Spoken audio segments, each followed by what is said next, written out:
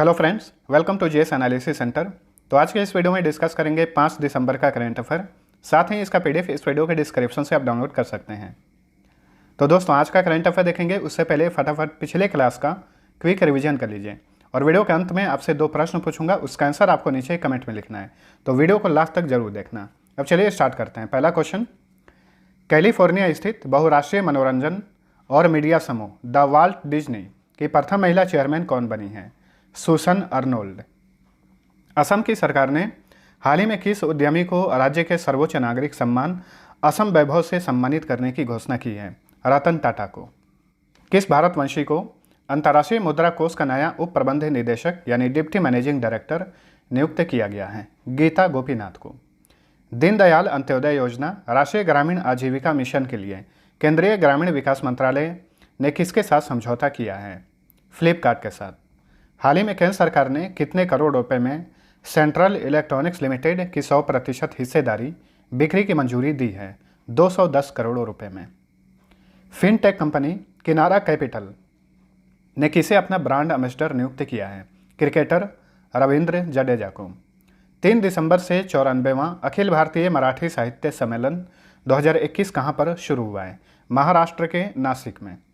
हाल ही में अंतर्राष्ट्रीय दिव्यांगजन दिवस कब मनाया गया? 3 दिसंबर को मनाया गया।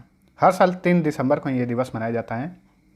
नेक्स्ट, हाल ही में राष्ट्रपति रामनाथ कोविंद ने दिव्यांगजनों के सशक्तिकरण को बढ़ावा देने में सर्वश्रेष्ठ राज्य का राष्ट्रीय पुरस्कार किसे प्रदान किया? तमिलनाडु को। भारत के पूर्वी तट से टकराने वाला इस साल का तीसरा चक्रवाती तूफान जवाद का नामकरण किसने किया है? सऊदी अरब ने। भारतीय रिजर्व बैंक ने गैर बैंकिंग वित्तीय कंपनी रिलायंस कैपिटल लिमिटेड के बोर्ड को भंग करके किसे प्रशासक नियुक्त किया है? नागेश्वर राव को। हाल ही में केंद्र सरकार ने किस राज्य में पारंपरिक नमदा शिल्प को पुनर्जीवित करने के लिए नमदा परियोजना शुरू की है? जम्मू कश्मीर में।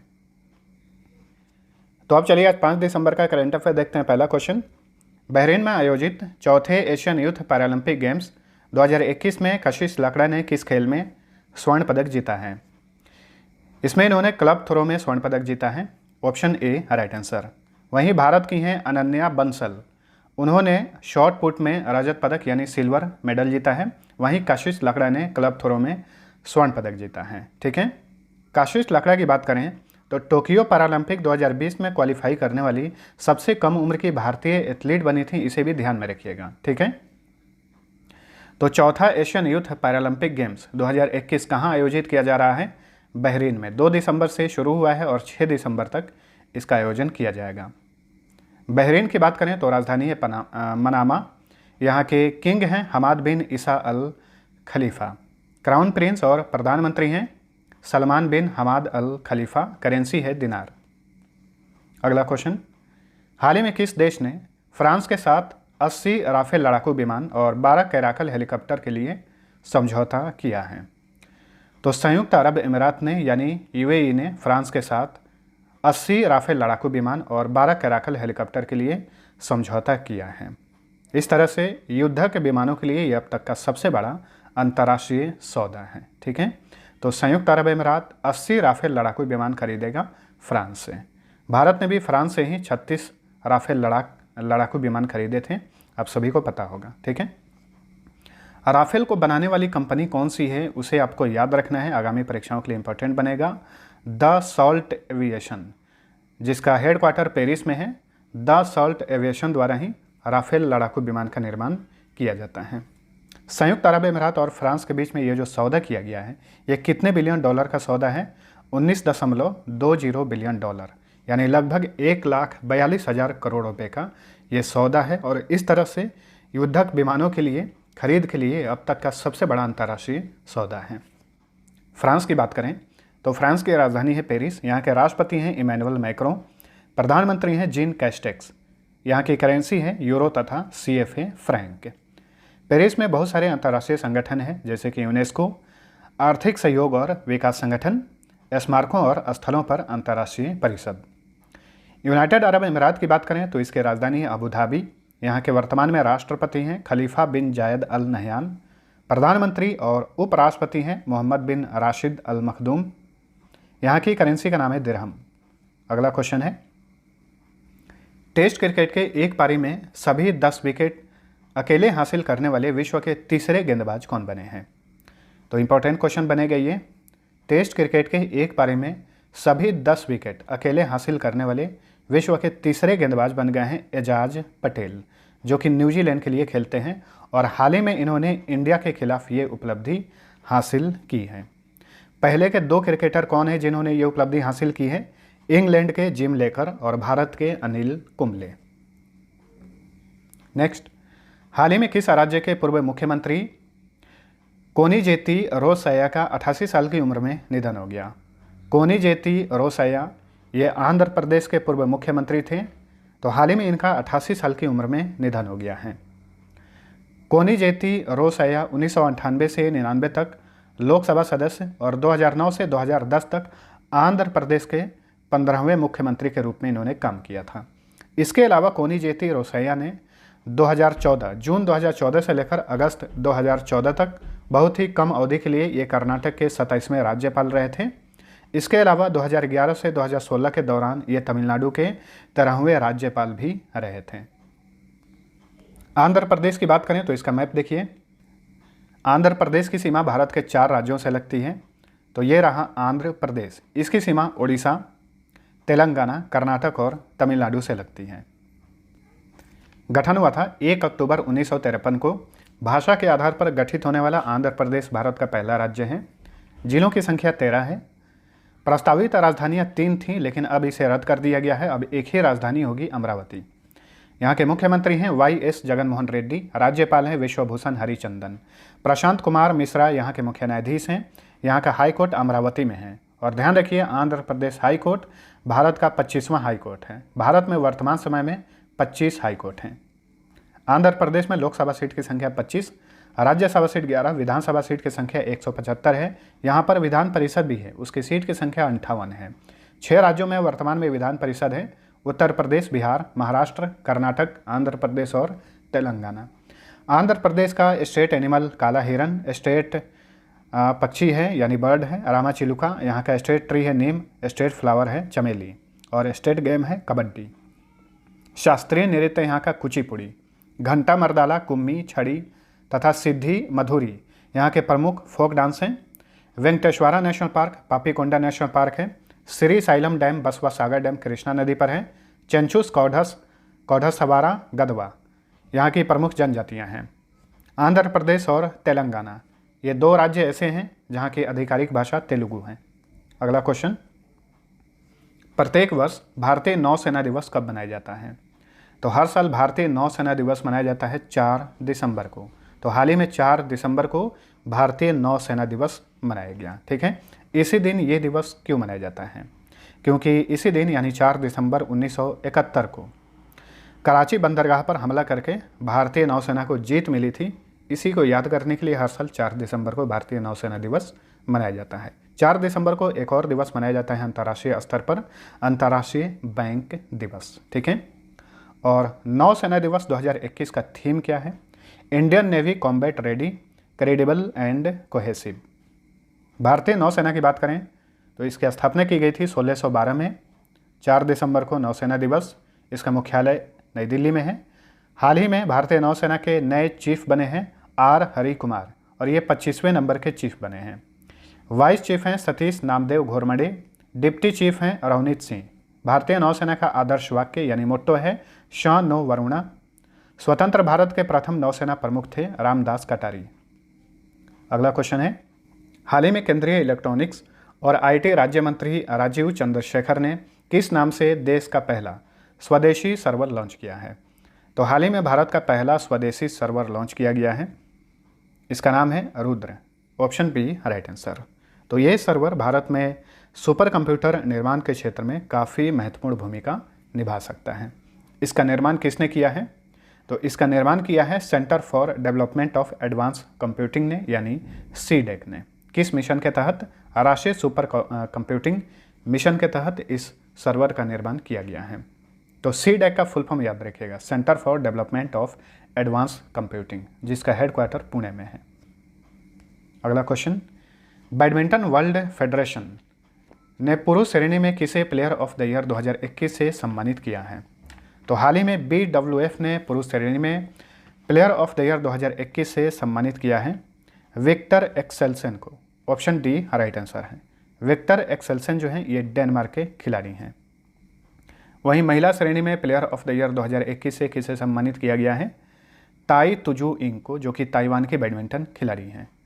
वहीं पुरुष श्रेणी में para badminton player of the year का खिताब जीते हैं क्यू जिमो, चीन के हैं। वहीं महिला श्रेणी में para badminton player of the year का खिताब जीती हैं लिनी रात्रि ओक्टिला, जो कि इंडोनेशिया की हैं। बैडमिंटन वर्ल्ड फेडरेशन की बात करें तो इसकी स्थापना 1934 में की गई थी। मुख्यालय मलेशिया के कुआलालंपुर में है।